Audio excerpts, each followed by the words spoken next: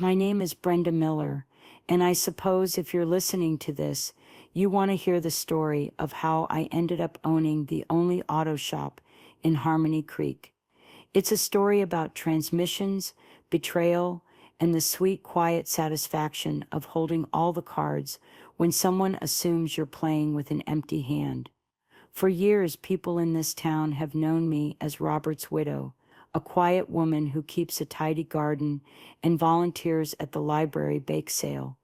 They see the silver in my hair and the fine lines around my eyes, and they make assumptions, and for the most part, I let them. It's easier that way, but assumptions, I've learned, can be costly, especially for the person making them. The story really starts with my car, a 1998 Buick LeSabre. It's not a fancy car, but it was Robert's pride and joy. He bought it the year before he passed, and he treated it like a member of the family. He called it the boat, and he'd spend whole Saturday afternoons polishing the chrome until it gleamed, a soft cloth in one hand, a can of lukewarm root beer in the other. He taught me everything about that car, not because he thought I'd ever need to fix it myself, but because he believed knowledge was a type of armor. He'd pop the hood and point. That's the alternator, Bren. That's the master cylinder. You hear that little hum? That's the fuel pump. It should sound like a contented cat, not a cornered one. He loved that car, and because of that, I loved it too. It was the last big thing he and I shared. After he was gone, keeping the boat running became my way of keeping a piece of him with me. And for that I had to rely on Dale's Auto and Repair. Dale's was the only shop in town, a greasy institution passed down from father to son. Dale's father, Old Man Hemlock, was a friend of Robert's, a good, honest mechanic from a generation that believed a handshake was a binding contract. When Dale Jr. took over, things changed. The friendly advice was replaced with a kind of smirking condescension. The fair prices began to creep up, little by little, year by year. I noticed, of course, a $70 oil change, a $300 bill for a new battery that I knew cost a third of that.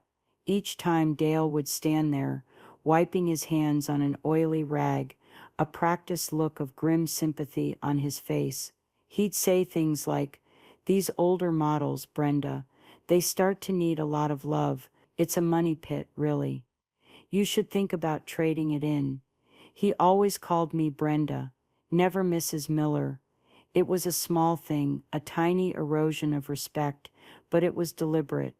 It was the kind of thing you do when you're trying to make a person feel small, familiar, and a little bit helpless. An old widow, what would she know about serpentine belts or tire pressure sensors? For years I paid his inflated bills. I did it because it was easier than driving 30 miles to the next town. I did it because, in a way, I felt a foolish loyalty to the memory of his father. And I did it because a part of me didn't want to admit that the world Robert had left me was a little colder, a little sharper than the one we had shared. It wasn't about revenge back then. It was about survival. It was about getting through the day without a fight. The inciting incident, as they say in the books I so love to read, happened last month. The boat had been making a noise, not a contented cat hum, but a slight whine when it shifted from second to third gear. It was subtle, something only a person who listened to that engine every day would notice. I drove it to Dale's, my stomach in a familiar knot of apprehension. Dale took it for a test drive, his face a mask of profound, theatrical concern. He came back, shaking his head slowly, letting out a long, weary sigh. He leaned against the counter, folding his thick arms. "Brenda, I'm not gonna lie to you. It's not good." He let that hang in the air, the sentence dripping with feigned sorrow. "It's the transmission. It's shot, completely. We're talking a full replacement." He tapped a few keys on his grimy computer, the clacking sound echoing in the silent garage.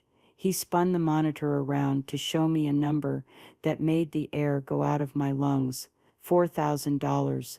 $4,000. For a car that on a good day might be worth two. He was looking at me with those pitying eyes, the same look he'd been giving me for a decade. The look that said, "You poor clueless old woman, you don't understand these complicated things. Let me handle it. Just sign the check." And in that moment, something inside me didn't just break, it hardened. It was the memory of Robert's voice, clear as a bell in my mind. He'd spent a whole Sunday teaching me about the transmission. A sealed system, he'd said, rarely fails completely unless you abuse it. More likely, it's a solenoid, or just low on fluid. A whine isn't a death rattle, Bren. It's a cry for help. I knew Dale was lying. It wasn't a guess. It was a certainty, as solid and real as the concrete floor beneath my feet. I could feel the truth of it in my bones. He saw a gray-haired widow, an easy mark. He didn't see the woman who had spent 40 years married to an engineer. He didn't see the woman who had balanced the books for Robert's small consulting firm down to the penny. He saw a caricature, and he was about to charge that caricature $4,000 for his own foolish assumption. I looked at him, at his smug, sympathetic face, and I gave him the most fragile, helpless smile I could muster. "Oh dear," I said, my voice trembling just so, "is it really that bad? I guess you have to do what you have to do. Fix it, Dale. I don't know what else to do." His face relaxed. The predatory tension eased out of his shoulders. "Of course, Brenda," he said, patting my hand that rested on the counter. "You're doing the right thing. We'll get her back on the road for you." As he turned to write up the inflated estimate, a sense of cold, clear purpose washed over me. What Dale didn't know was that I'd been doing more than just gardening and baking. I'd been watching. I'd been listening. I'd heard the whispers at the diner, the gossip at the post office. I knew his business was in trouble, deep trouble. And while he was scrawling down his fraudulent charges, my lawyer, Mr. Evans, a sharp young man with no patience for nonsense, was on the phone with Dale's bank, finalizing the terms of my anonymous cash purchase of his failing business through a holding company. A holding company I'd named RM Holdings for Robert Miller. I was letting him fix my car. I was going to let him install a brand new, completely unnecessary transmission. And when he was finished, when he called me to come pick it up, I was going to walk into what was now my office, and I was going to fire him. And that $4,000 repair, that was going to be a little deduction from his final severance-free paycheck. It wasn't about the money. It was about the look on his face when the old widow he thought he was fleecing turned out to be his new boss. The game had been his for 10 years, but it was my turn to play. And I played to win. The drive home from Dale's garage was different from all the others. Usually I'd leave that place feeling a little bit smaller, a little bit poorer, with a simmering, impotent anger that I'd swallow down by the time I pulled into my driveway. It would be a feeling of resignation, the cost of living in a small town where some people held tiny kingdoms of power. But this time it was different. The anger was still there, but it wasn't a sputtering, helpless flame. It was a cold, hard, blue-white point of light. It was focused, the feeling of being underestimated, of being treated like a doddering old fool, had finally coalesced into something solid, something I could use. I parked the boat, my boat, Robert's boat, in the garage, and the silence that followed was immense. I sat there for a long time, my hands still on the steering wheel, the plastic cool beneath my palms. I could almost feel Robert sitting in the passenger seat beside me, his quiet, steady presence, a comfort even in memory. He would have been furious, not in a loud, showy way. Robert's anger was a quiet, pressurized thing. He hated bullies. He hated people who used their knowledge to take advantage of others. He would have looked at Dale's $4,000 estimate. His jaw would have tightened, and he would have said, "All right, Bren, let's get to work." And that's what I did. I went inside, made a pot of strong tea, and sat down at the heavy oak desk in Robert's old study. This room was my sanctuary. It was filled with his books on engineering, physics, and history. It smelled faintly of old paper and the pipe tobacco he used to smoke on special occasions. It was a room of logic and order, and I needed that. I needed to channel his methodical nature. This couldn't be driven by emotion alone. It had to be a fortress of facts. My mind started to rewind, cataloging a decade of small thefts, of 1,000 paper cuts of disrespect. It wasn't just a single act, it was a pattern, a meticulous campaign of exploitation disguised as neighborly service. I pulled out a shoebox from the bottom drawer of the filing cabinet. It was labeled car. Inside, every single receipt from Dale's auto and repair since he'd taken over the business. Robert had taught me to keep records of everything. A habit is a tool, he'd say. Keep it sharp. I laid them out on the polished surface of the desk, a timeline of escalating greed. The first one, from 10 years ago, a simple tire rotation, $20. Signed by Dale, his handwriting still a little unformed, eager. A few years later, a bill for $200 for diagnostic services. I remembered that day clearly. The check engine light had come on. Dale had kept the car for 2 days, then called to say he'd cleared the codes and it was fine now. He never actually fixed anything. The light came back on a week later. When I'd brought it back, he'd sighed and said, "It's probably the catalytic converter. Big job. Cost you $1,000 easy. Maybe we just wait and see if it gets worse." He was planting seeds, building a foundation for a bigger payday down the line. Another memory surfaced, sharp and stinging. About 5 years ago, the air conditioning had stopped working. A simple fix, I later learned.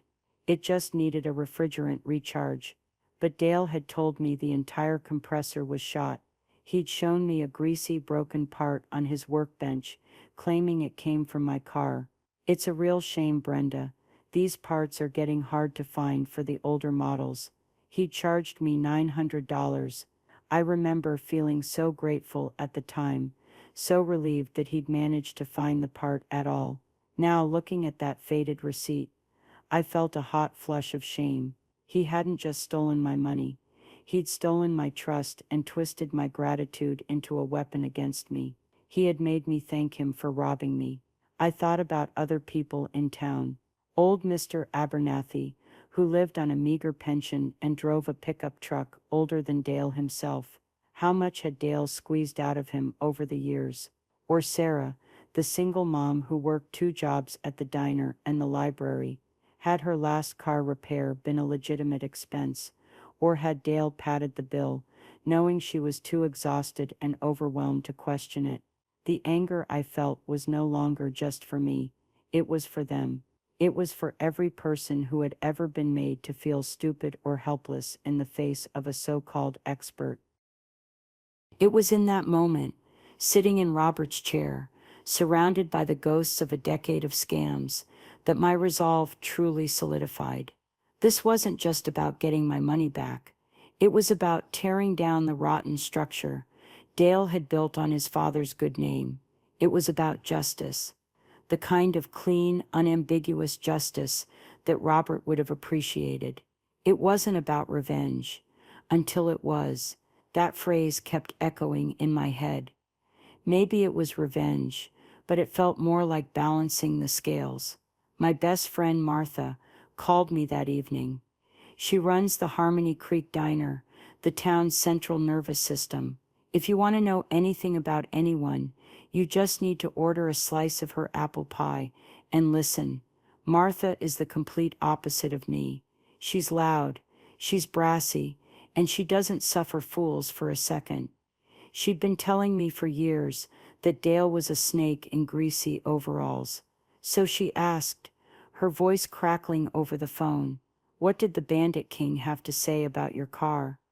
I told her. I told her about the wine, the test drive, the theatrical sigh, and the $4,000 death sentence for my transmission. There was a long silence on the other end of the line, and then a string of colorful curses that would have made a sailor blush. That son of a $4,000? For that car, Brenda? He's not even trying to hide it anymore. He might as well have worn a mask and carried a sack with a dollar sign on it. "I know, Martha," I said, my voice quiet. "What are you going to do?" She pressed. "You're not going to pay it, are you? We can have it towed to Henderson. My cousin knows a guy there. An honest guy." And here was my first test. My first opportunity to retreat into the familiar comfort of relying on someone else. But the woman who had walked out of Dale's garage that afternoon was not the same woman who had walked in. "No," I said, and my own voice surprised me with its firmness. "I'm going to handle it." "Handle it how?" Martha asked. Her suspicion piqued. "You're not going to just roll over." "Not this time." "No," I repeated. "I'm not going to roll over." I looked at the pile of receipts on the desk. "Martha, let me ask you something. You hear a lot of things at the diner. How's Dale doing, business-wise?" Martha snorted. "He's doing what a drowning man does. Thrashing. Old man Hemlock left him a profitable business and a good reputation, and he's managed to squander both. I hear his suppliers are putting him on cod because he's so far behind on his payments. Frank from the hardware store said Dale's business credit card got declined last week. He's running on fumes, honey, which is probably why he's trying to hit you for a $4,000 jackpot. He's desperate." It was exactly what I needed to hear. Confirmation. My quiet observations had been correct. Dale wasn't a criminal mastermind. He was just a failing businessman, taking a sloppy, greedy swing at what he thought was an easy target. I also knew Martha had her own troubles. She was dealing with a new food supplier, a big, faceless corporation from the city that had bought out her old local provider. They were constantly late with deliveries, messing up her orders, and sneaking in new fuel surcharges and service fees on every invoice. She was fighting her own battle against a system designed to squeeze the little guy, and it was wearing her down. Her struggle, in a way, mirrored my own. We were two women in our 60s, trying to protect the small worlds we had built from being dismantled by greed and indifference.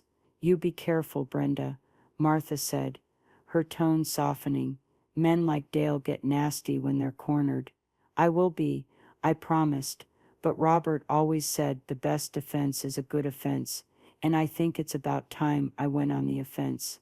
After I hung up the phone, I felt a profound sense of clarity. The grief and frustration had burned away, leaving behind a cold, hard certainty. I wasn't just a widow. I wasn't just a customer. I was the widow of Robert Miller, the man who taught me that every complex system can be understood if you're patient enough to look at its component parts. Dale's little empire was a system, and I was about to take it apart, piece by piece. The fallout was over. The resolve had set in. The next morning, I was going to call my lawyer. The planning was about to begin. The first step in any campaign is reconnaissance. Before I even picked up the phone to call Mr. Evans, I spent the entire next morning in Robert's study, turning it into a war room. I went online and fell down a rabbit hole of automotive forums and technical websites. I typed in 1998, Buick LeSabre transmission, wind second to third gear. The results were instantaneous and overwhelming, but a clear pattern emerged. The consensus was almost universal. It was likely a pressure control solenoid, a common issue with that particular model's transmission, the 4T65E. It was an internal part, yes, but it didn't require a full replacement. It was a repair that a competent mechanic could do for a few $100s, maybe 500, tops if they were charging a premium for labor. Not 4,000, never 4,000. I printed out pages of diagrams, technical service bulletins, and testimonials from other owners who had faced the exact same issue. I was building my arsenal of facts. Dale was counting on my ignorance, my assumed lack of interest in the greasy, complicated world under the hood of a car. He had no idea I was the kind of woman who cross-references 3 different sources before buying a new brand of tomato paste. Armed with my research, I finally called Mr. Evans. Jonathan Evans was the son of my husband's old estate lawyer. He was young, sharp as a tack, and had a millennial's intolerance for being condescended to, which I found refreshing. He'd handled the final details of Robert's will with a kindness and efficiency that had earned my trust. "Mrs. Miller," he said, his voice warm and professional. "How are you? I hope everything is all right." "I'm fine, Jonathan," I said, "but I have a business proposition for you." I laid out the entire situation. The history of Dale's overcharging, the $4,000 estimate, my certainty that it was fraud. I could almost hear him processing it, his legal mind shifting gears. Initially, he was sympathetic, but cautious. "Mrs. Miller, proving fraudulent repairs can be tricky," he explained. "It becomes," he said. She said, "is situation. Dale will claim he made a professional diagnosis based on his experience. We could get a second opinion, of course, and if it contradicts his findings, we could sue him in small claims court. But it's a long, messy process." "I'm not interested in a messy process, Jonathan," I said, my tone unwavering, "and I'm not interested in small claims court. I'm interested in a more definitive solution." There was a pause. "Okay," he said slowly. "I'm listening." This was the moment. I took a deep breath. "Martha from the diner mentioned that Dale is in financial trouble. I've seen signs of it myself. I want you to find out just how much trouble he's in. I want to know about his loans, his suppliers, his credit. I want you to find out if the business itself is leveraged." I could feel his surprise through the phone line. This was not the conversation he had expected from the quiet widow whose will he had recently updated. "You want me to do a full financial background check on him and his business?" he asked, a note of intrigue in his voice. "That's aggressive, and it will cost a bit to pull the necessary records and hire a PI for some local digging." "I have the funds, Jonathan," I said, thinking of the portfolio Robert had so carefully built for us. For me, he had planned for me to be secure, to be safe. He never imagined I'd use that security as a war chest, but I had a feeling he would have heartily approved. "Do it. I want a complete picture. I want to know where every single crack in his foundation is." He agreed. The hunt was on. 2 days later, he called me back, and his voice was electric. "Brenda, I mean Mrs. Miller, you were right. It's not just bad. It's a catastrophe. He's a house of cards in a hurricane." He laid it all out for me. Dale had taken out a massive business loan 5 years prior to modernize the shop. Most of that money, the private investigator discovered, had gone to a new fishing boat and a down payment on a flashy, oversized pickup truck. He was 3 months behind on his loan payments to the bank. The bank had already sent him 2 default notices. He had 2 major parts suppliers who had taken out liens against the business for unpaid invoices totaling over $30,000. He owed back taxes to the county.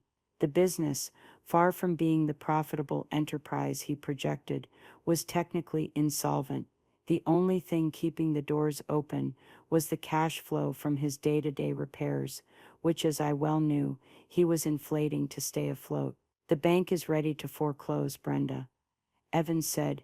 "They'll seize the property and all the assets, the building, the lifts, the tools, everything. My heart was pounding.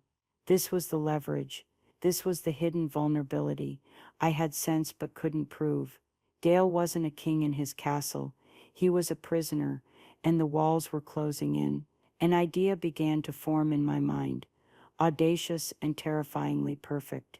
Evans was talking about lawsuits, about reporting Dale to the Bureau of Automotive Repair, but all of that was reactive. It was about punishment. I was looking for something more. I was looking for checkmate. Jonathan, I interrupted him. When the bank forecloses, what will they do with the business? They'll auction it off, he said, try to recoup their losses. Given the liens and the back taxes, they'd probably sell it for pennies on the dollar to anyone willing to take on the mess. Could someone make an offer before it goes to auction? I asked. A cash offer, to take the whole problem off their hands quickly and quietly. There was a long silence. I could hear the faint sound of him tapping a pen on his desk. Are you suggesting what I think you're suggesting? He tried to steal $4,000 from me, Jonathan, I said, my voice low and steady. He has likely stolen tens of thousands more from other people in this town over the last decade. He has tarnished his father's legacy and run a good business into the ground through his own greed and incompetence. A lawsuit would give him a slap on the wrist. Losing his business, that's a consequence he would understand. It wasn't about revenge, I told myself again, but the words felt a little less convincing this time. Maybe it was. Maybe this was the part of me that had been dormant for years, the part that Robert always knew was there. He used to call it my righteous indignation. He said it only came out when I saw a true injustice, and when it did, it was a force of nature. Buying a failing auto shop is a big move, Mrs. Miller, Evans said, his voice a careful mix of caution and dawning excitement. What would you even do with it? That's a problem for another day, I said. First, let's see if it's possible. I want you to set up a holding company. Let's call it RM Holdings, for Robert Miller. I want it to be completely anonymous. Then I want you to approach the bank on behalf of this holding company with a cash offer. Offer to buy the business, the property, the assets, and assume the debt from the suppliers. Make them an offer that's low enough to be a bargain, but high enough that they'd be foolish to refuse it for the uncertainty of an auction. Tell them it's a take-it-or-leave-it deal, available for the next 48 hours. I could hear him typing furiously. This is brilliant, Mrs. Miller. It's unorthodox, but it's brilliant. He'll never see it coming. That's the point, Jonathan, I said. He sees an old widow. He's about to find out he's dealing with a holding company. My secret plan was in motion. While Dale was ordering a transmission my car didn't need, I was preparing to buy the very ground beneath his feet. My ally, Mr. Evans, was now fully on board, energized by the sheer audacity of the plan. He was my legal knight, and he was ready to go to battle. All I had to do now was wait. And that, I've found, is the hardest part of any well-laid plan. I had to continue playing the part of the frail, unsuspecting victim, while underneath the gears of my own machine were beginning to turn. The days that followed the call with Mr. Evans were a strange exercise in duality. On the surface, my life continued its placid, predictable rhythm. I weeded my rose bushes. I returned my books to the library. I baked a lemon drizzle cake for Martha. But underneath that calm facade, a silent, frantic energy was thrumming. Every phone call made my heart leap. Every email notification sent a jolt through my system. I was living in two worlds at once, the quiet, sun-drenched world of Harmony Creek and the shadowy, high-stakes world of RM Holdings. Mr. Evans was a marvel of efficiency. He had RM Holdings legally incorporated within 24 hours. He drafted a clean, aggressive offer and presented it to Northgate Regional Bank, the institution that held the note on Dale's garage. As I had suspected, The bank was more than eager to entertain a quiet solution. A public foreclosure on a long-standing local business is bad press. A quick, anonymous cash sale is just a clean entry in a ledger. While the lawyers and bankers were exchanging their coded messages, I was conducting my own kind of surveillance. I'd drive past Dale's garage on my way to the grocery store, my heart thumping a nervous rhythm against my ribs. I saw the for sale sign on his ostentatious pickup truck one morning, a hastily scrawled piece of cardboard propped in the back window, a clear sign of desperation. Another day, I saw him out front deep in a heated phone conversation, pacing back and forth, stabbing his finger at the empty air. He looked smaller, somehow. The arrogant swagger was gone, replaced by a frantic, hunted energy. Martha was my primary source of intelligence. At the diner, she'd watch Dale come in for his morning coffee, his face growing more haggard each day. "He looks like a man who's been wrestling with a ghost all night and lost," she told me over the phone. "He's snapping at the waitresses and complaining that the coffee is burnt." "The coffee is never burnt, Brenda. He's unraveling." She told me that Dave, one of his two mechanics, had been in for breakfast and had been complaining that his last paycheck had bounced. Dale had paid him in cash out of the register, telling him it was a mix-up at the bank. The lie was so thin it was transparent. The whole town was a tinderbox of rumors, and Dale was standing in the middle of it, reeking of gasoline. The call from Mr. Evans came on a Thursday afternoon. I was pruning my hydrangeas, the sun warm on my back.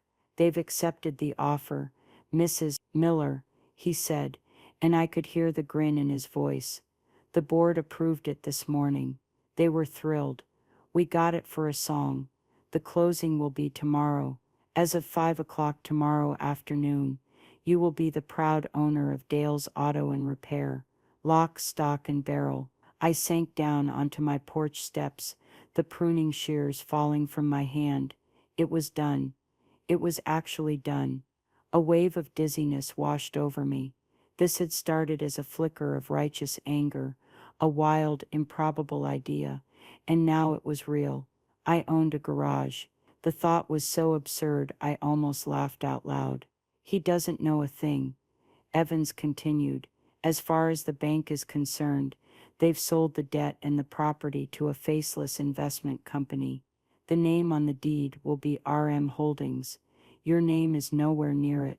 He'll get a formal notice from the bank tomorrow, likely around the same time the deal is finalized, informing him that the ownership of the property has been transferred and his loan has been settled." "And my car?" I asked, my voice barely a whisper. "That's the beautiful, poetic part of this," he said. "He called the office this morning, looking for me. He'd found my number from your file, I suppose. He was trying to get me to authorize the payment for the transmission directly from your husband's estate account.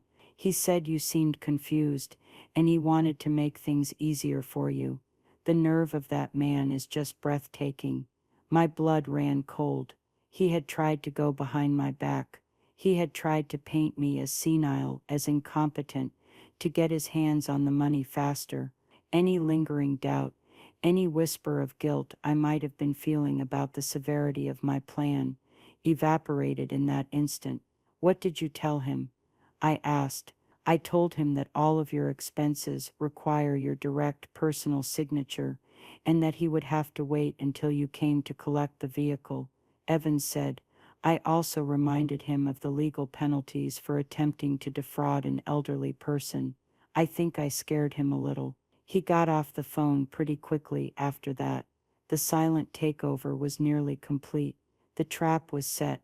Dale was still going through the motions of his little scam, blissfully unaware that the ground had already been sold out from under him. He was like one of those cartoon characters who runs off a cliff and hangs suspended in mid-air for a few seconds, his legs still churning, before he makes the mistake of looking down. Dale was about to look down. The next day, Friday, was one of the longest of my life. I couldn't eat. I couldn't sit still.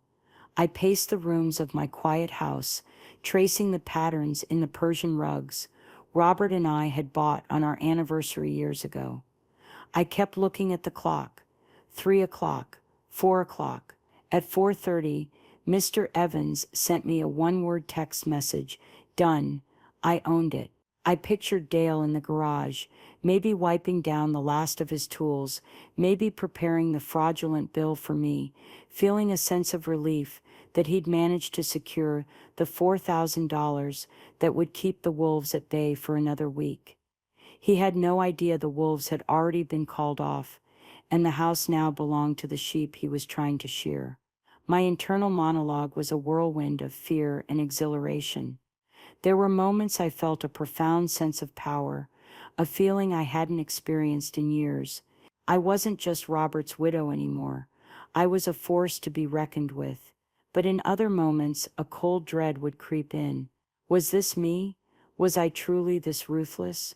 This was the kind of cold-blooded corporate maneuvering you read about in the newspapers, not something a retired librarian from Harmony Creek does. This was a debatable choice. I knew some people, maybe even Martha, might think I had gone too far, but then I would see his face in my mind's eye, that look of smug pity, and my resolve would harden again. He didn't get to decide who I was. I was deciding that for myself, and I was deciding to be the woman who finishes the fight.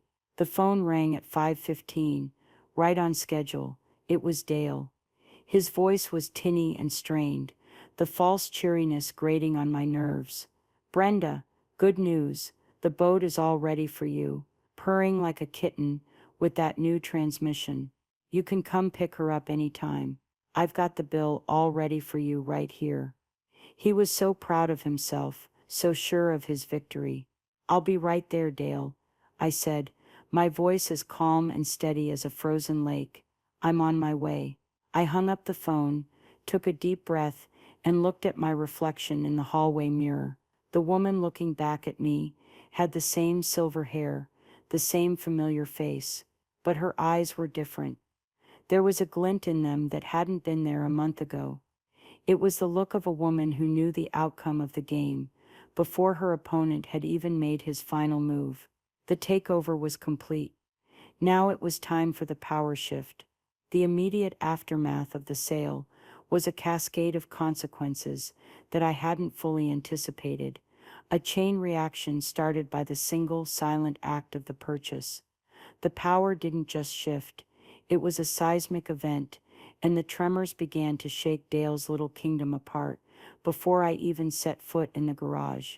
On Saturday morning, the day after the closing, I got a call from Martha. She was practically vibrating with news.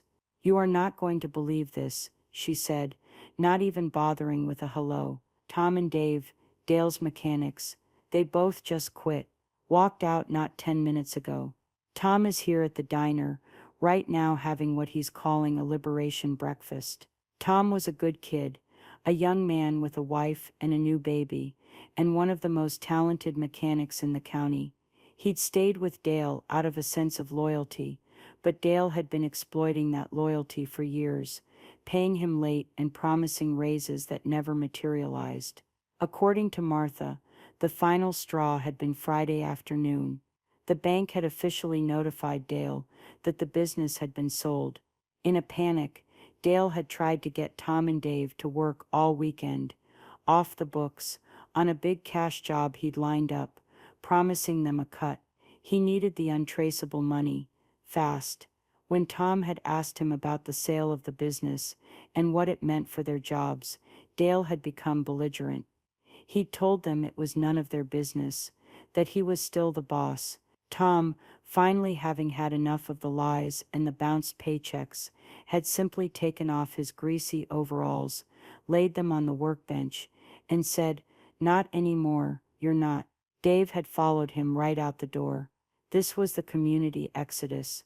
It wasn't something I had engineered, but it was a direct result of my actions. The news of the sale, even without a known buyer, had broken the spell of fear and obligation that Dale had held over his employees. He was no longer the only game in town. He was a sinking ship, and the rats were finally wise enough to flee. Later that day, another piece of Dale's world crumbled. His primary parts supplier, a regional company called Automotive Logistics, got wind of the sale. They had been carrying Dale for months, extending his credit line far beyond what was sensible, because he was a long-standing customer. But the news that the business had been sold to an anonymous holding company spooked them. They saw investment group and thought liquidation. They immediately cut off his credit and put his account on a strictly cash-on-delivery basis. I only knew this because Mr. Evans, who was now monitoring the situation like a hawk, was CC'd on the email notification as the representative of the new property owner. Dale, of course, didn't have the cash. The big weekend job he'd been counting on to save himself was now impossible. He couldn't get the parts. His desperation began to boil over. He started calling me. The first call came Saturday afternoon. "Brenda," he said, his voice tight with a strange, forced casualness, "just wanted to see when you were planning on coming by for the car. It's taking up a bay, and I've got other work to get to." "I've been very busy, Dale," I said coolly. "I'll get there when I can." He called again on Sunday morning, the pretense of politeness gone. "Look, Brenda, I need you to come get this car. The bill is $4,250. The price of the main bearing went up. Supplier issue. I need you to bring cash or a certified check." The lie was so clumsy, so transparently desperate, it was almost pathetic. The price had mysteriously jumped by $250. He was trying to squeeze every last drop out of me. "I'll be there on Monday, Dale," I said, and hung up before he could argue. His final, most desperate countermove came on Monday morning, just hours before I planned to go and confront him. He showed up at my house, unannounced. I was in my garden, watering my prize-winning azaleas, when his truck, not the new flashy one he'd sold, but his old battered work truck, screeched to a halt at my curb. He strode up my walkway, a piece of paper clutched in his hand. It was the invoice. He looked terrible. His eyes were bloodshot. His face was pale and puffy, and he hadn't shaved in days. The arrogant mechanic was gone, replaced by a frantic, cornered man. "Brenda, we need to settle this now," he said, his voice raspy. He was trying for intimidating, but it came out as whiny. "You owe me $42.50. I did the work. You need to pay me." I stood up slowly, wiping the dirt from my hands onto my gardening apron. I looked him right in the eye. I didn't feel a shred of fear. All I felt was a vast, cold calm. The power had well and truly shifted. He was on my property, begging for money he hadn't earned, for a job he hadn't done right, in a business he no longer owned. "Dale," I said, my voice quiet but firm, "this is not an appropriate way to conduct business. I told you I would be at the shop later today. You will wait. I can't wait." He almost shouted, his voice cracking. "I have bills to pay. People or things are complicated right now." "Yes," I said, allowing a small knowing smile to touch my lips. "I imagine they are. Now, I suggest you leave my property before I decide to call the sheriff." He stared at me, his mouth opening and closing like a fish on a dock. He was seeing me for the first time, not as Brenda the widow, but as someone who was not intimidated by his bluster. The power dynamic had been so completely inverted that it left him speechless. He finally seemed to understand that his usual tactics, the condescension, the bullying, the false authority, were useless. He deflated, the desperate anger draining out of him, leaving behind a hollow-looking man. He turned without another word, trudged back to his truck, and drove away. I watched him go, my heart steady. The last piece of the game was in place. He had overplayed his hand, revealed his utter desperation, and proven to me, beyond any doubt, that my course of action was the right one. The community had already abandoned him. His suppliers had cut him off. His employees had walked out.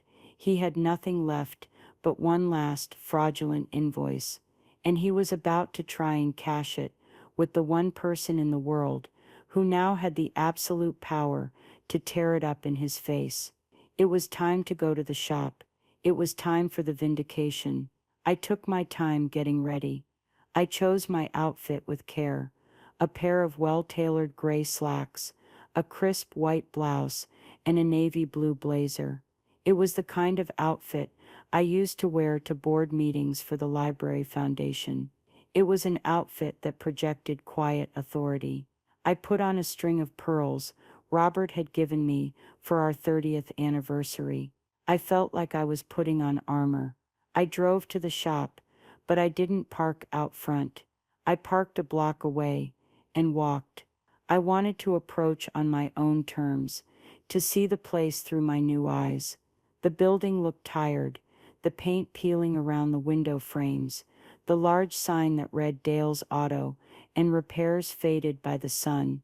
It was a place that had been neglected, a legacy that had been allowed to decay.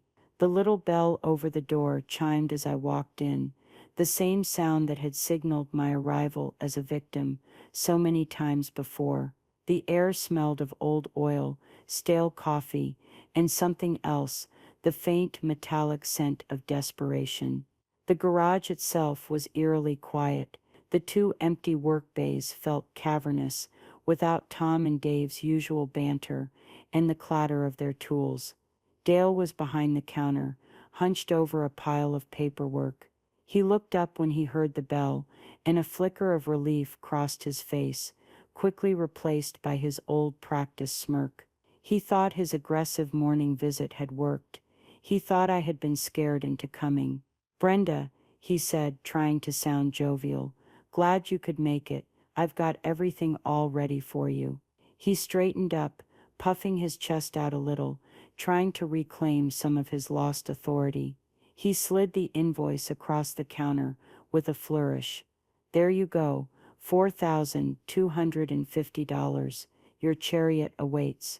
I didn't even glance at the piece of paper. I walked slowly to the counter and placed my handbag down with a soft, definitive click. I looked around the empty office, at the dusty trophies his father had won, at the peeling promotional calendars from a decade ago. Then I looked directly at him. My gaze was level, and my voice, when I spoke, was calm and clear. "Dale," I began, "we need to discuss a few things." His smirk faltered. He wasn't used to this tone from me. "There's nothing to discuss. The price is the price. I fixed your car." "First," I said, holding up a single finger, "my name is Mrs. Miller. You will address me as such from now on." His face clouded with confusion and irritation. "What? Look, just write the check, Brenda, and we can be done with this." "Second," I continued, ignoring him completely and looking him straight in the eye, "you didn't fix my car. You were planning to install a brand new transmission.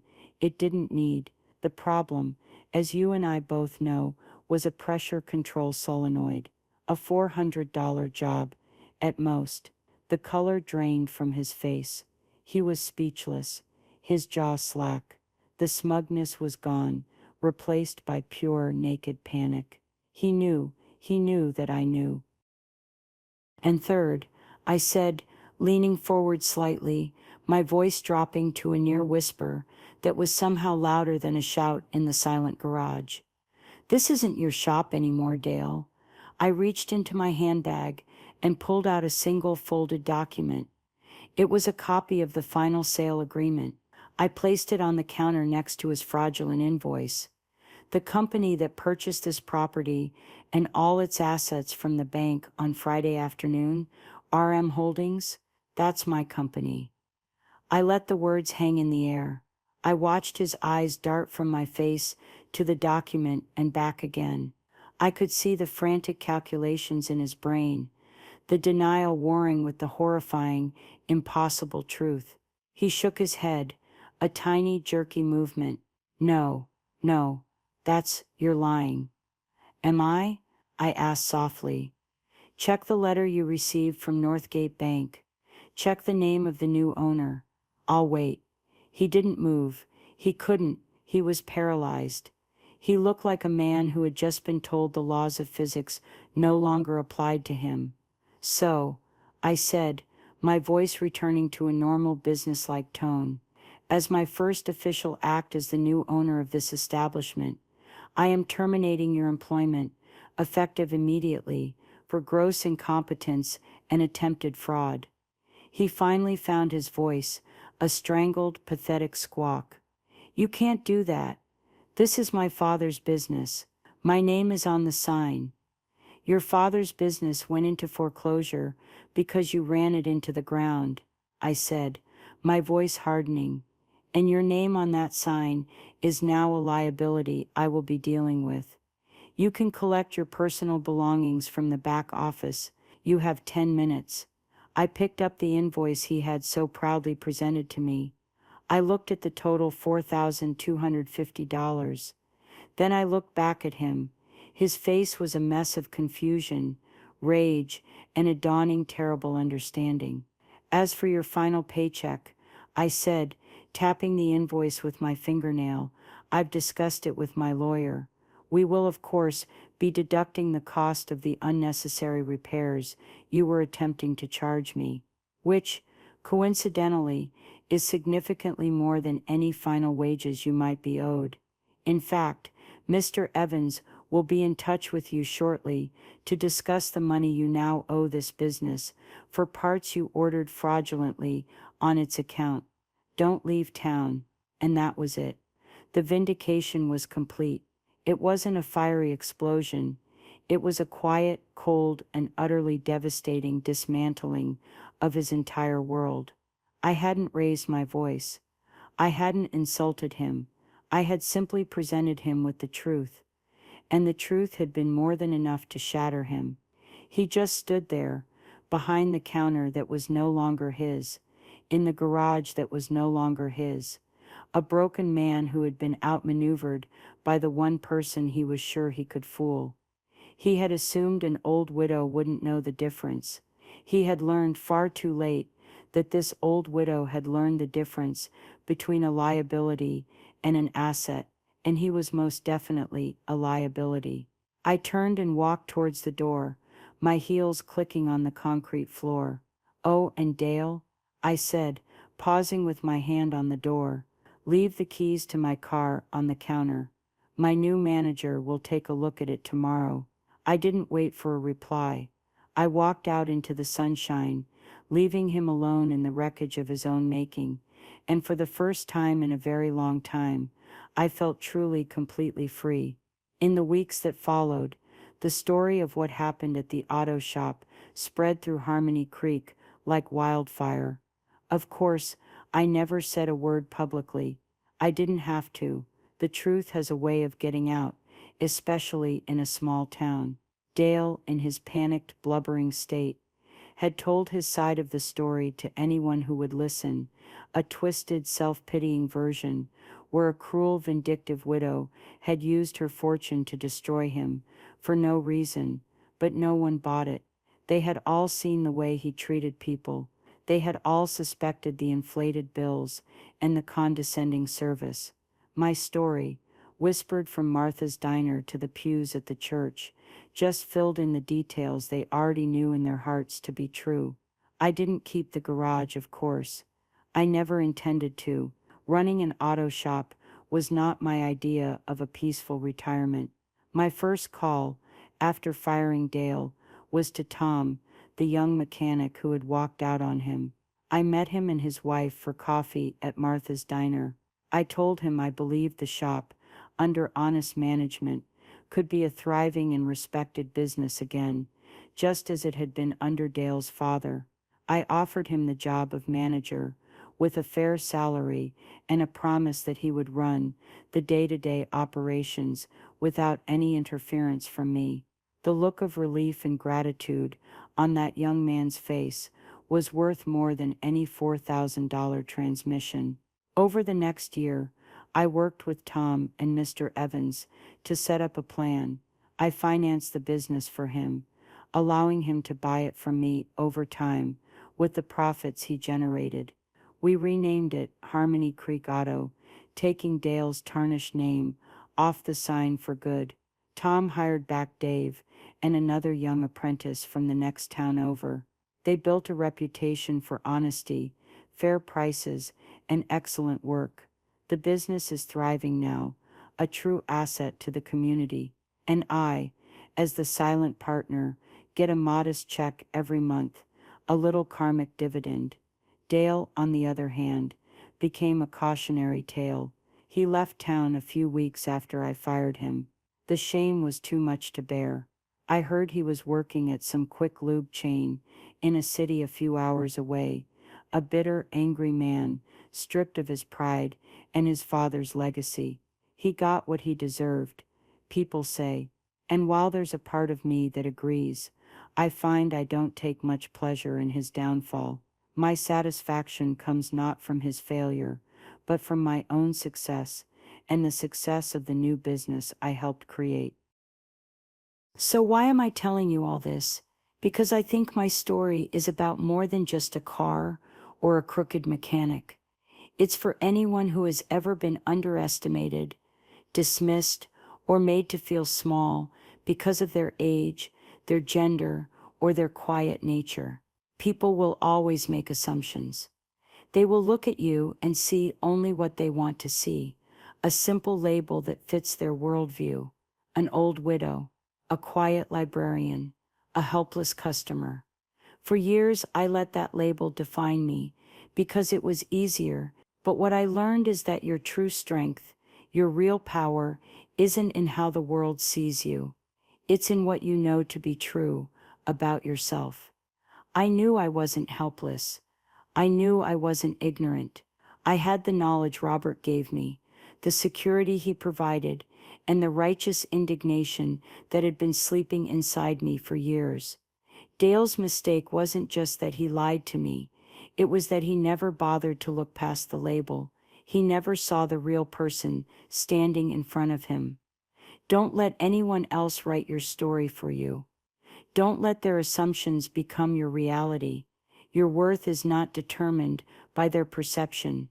It's determined by your actions, by your integrity, and by your willingness to stand up and say, "No, that's not who I am."